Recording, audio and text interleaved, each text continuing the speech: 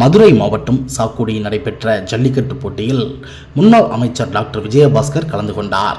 அவருக்கு தமிழ்நாடு ஜல்லிக்கட்டு பேரவைத் தலைவர் PR சார்பில் மேலதாளம் முழங்க உற்சாக வரவேற்பு அளிக்கப்பட்டது. இந்த ஜல்லிக்கட்டு போட்டியில் முன்னாள் அமைச்சர் விஜயபாஸ்கரின் வெள்ளை கொம்பன், கருப்பு கொம்பன் காளைகள் வாடிவாசலை சீறி கொண்டு வெற்றி வாகை சூடியது.